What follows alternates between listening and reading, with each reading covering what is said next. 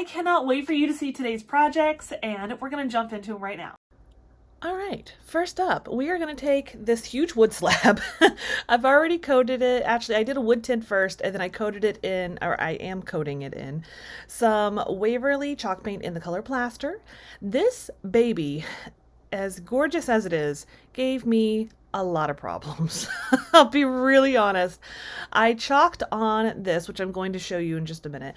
I actually chalked on it a couple of times, and I had very bad luck with it.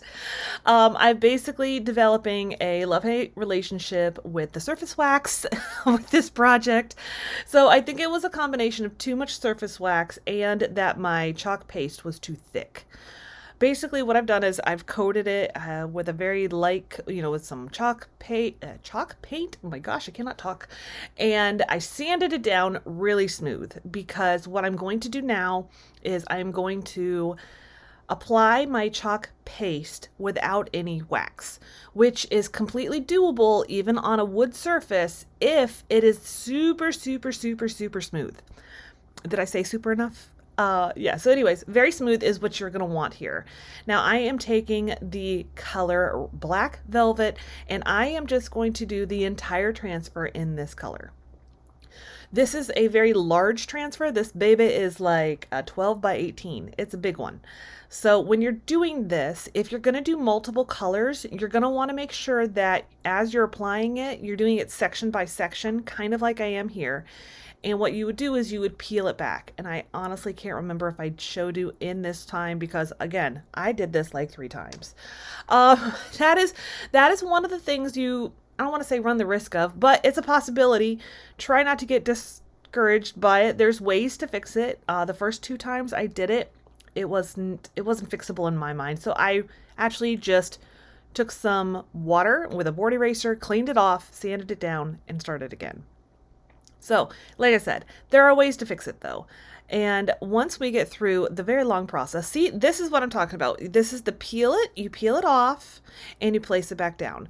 This I could have even probably done after that first section, because the S on snow had not come through as much. And a lot of that is because it starts to dry.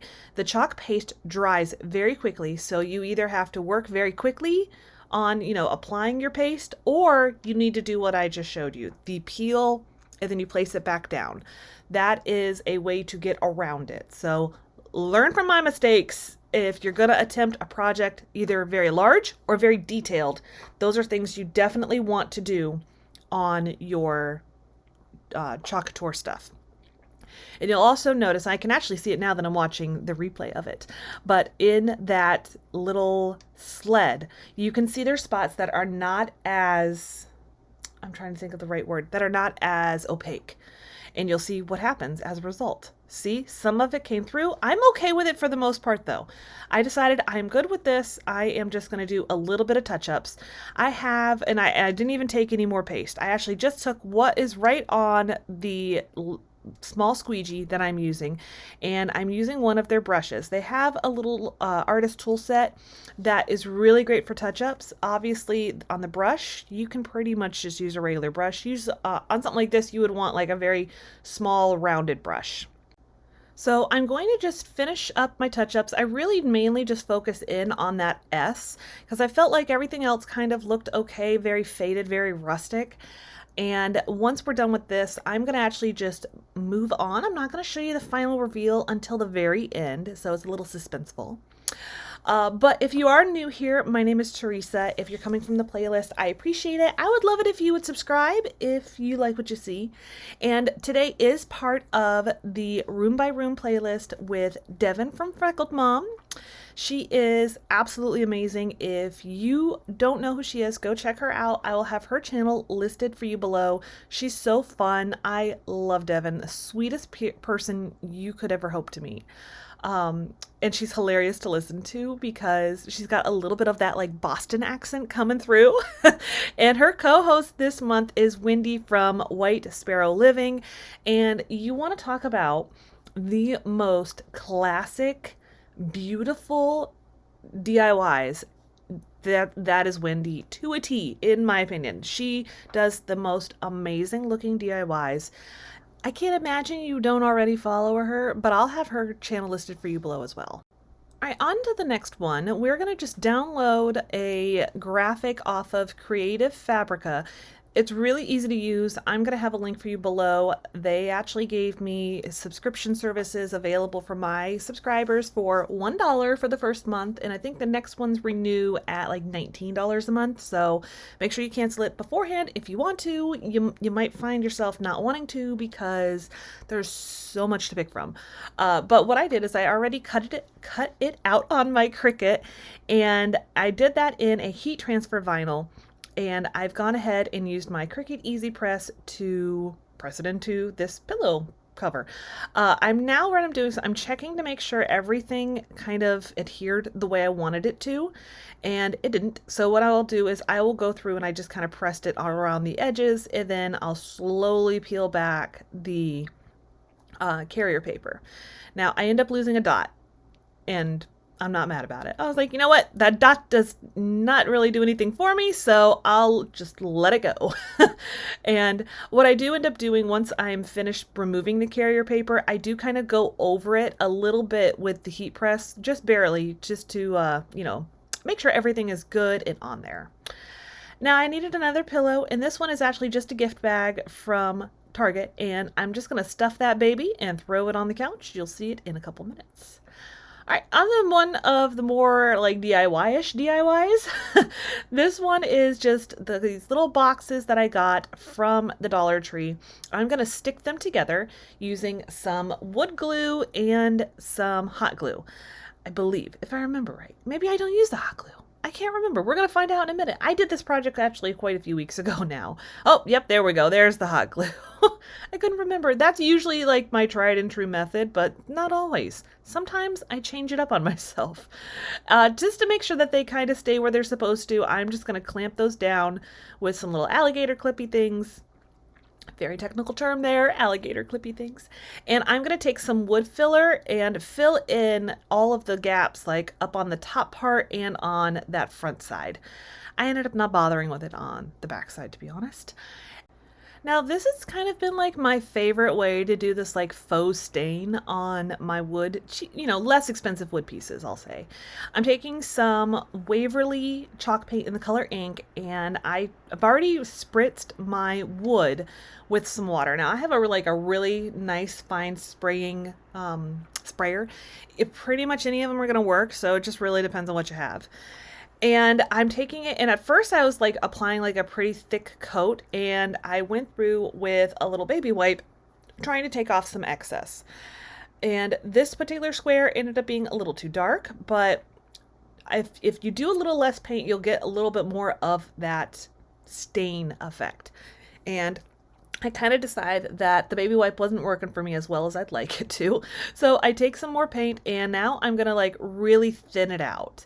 That, like I said, that first one with the baby wipe, it wasn't working as well for me as I would like it to. So we're just going to go in more with the paint, a little bit with the baby wipe, and just kind of back and forth. Getting into the insides of these boxes is a little less easy than I would have liked, but you just kind of work with what you got, right?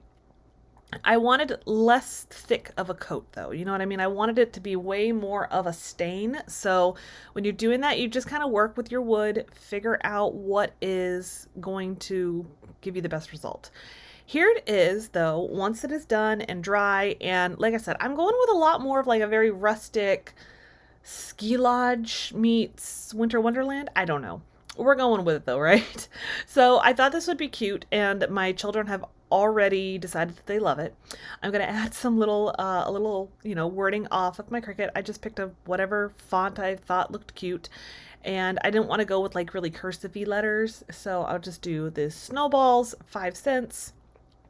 Apply it, super easy. And then I'm just going to take some snowballs from Dollar Tree, which my children have already ransacked, and that'll be done. And we're going to start on our very last easy project. This one we are just going to take the same method of adding, spritzing the water, adding the paint, kind of keeping in this colors, like the colors of Christmas. At least this little vignette is all about the blacks and the whites and the creams.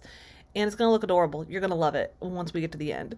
But like I said, I did pretty much the same method of applying this. This is obviously a frame from a wrapped canvas. I took the canvas off. I forgot to mention that. Sorry. I got ahead of myself. And I did a little sanding of it, just like with my sanding block, real quick, because these suckers are pretty rough. This one is from the Dollar Tree. There's one that I love that I'll have to show you again soon from Joann's that's like an 8x8. The frame under the canvas is like, it shocked me.